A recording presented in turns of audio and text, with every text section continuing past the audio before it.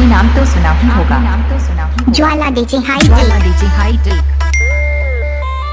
V K भाई सेमगढ़ा बाजार। Mister Pradeep राज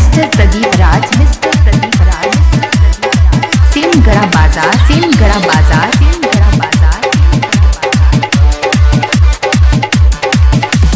दूर हटाओ डैडी सैडी बहुत पी लिया कोला कैंडी अब करेंगे मर्दों वाली बात।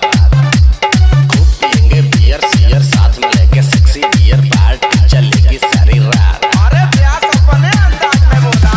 दूर हटाओ डैडी सैडी बहुत पी लिया कोला कैंडी अब करेंगे मर्दों वाली बात। वी के भाई खूब पियेंगे बियर सियर साथ में लेके सेक्सी बियर पार्टी चलेगी सारी रात। लवंडिया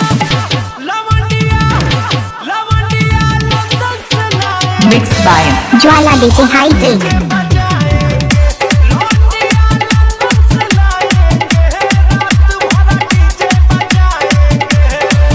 mix by mister Pradeep Raj. Mix by mister Pradeep राज।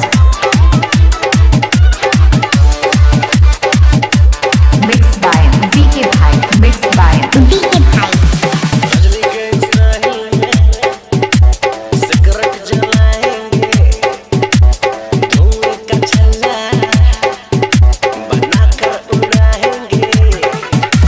रजनी के स्टाइल में सिगरेट जलाएंगे धुएं का छल्ला बनाकर उड़ाएंगे।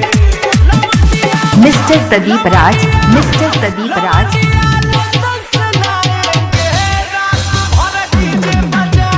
ज्वाला डीजे हाई टेक। ज्वाला डीजे हाई टेक सेमगढ़ा बाजार।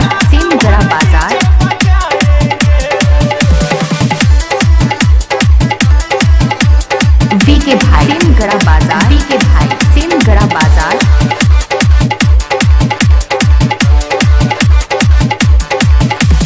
अंग्रेजी बेबी को मिस्टर प्रदीप राज। देसी पिलाएंगे भोजपुरी गानों पे ठुमका लगाएंगे। अंग्रेजी बेबी को देसी पिलाएंगे भोजपुरी गानों पे ठुमका लगाएंगे। लवंडिया लंदन से लाए mix by Jwala DJ high tech. Mix by Jwala DJ high take.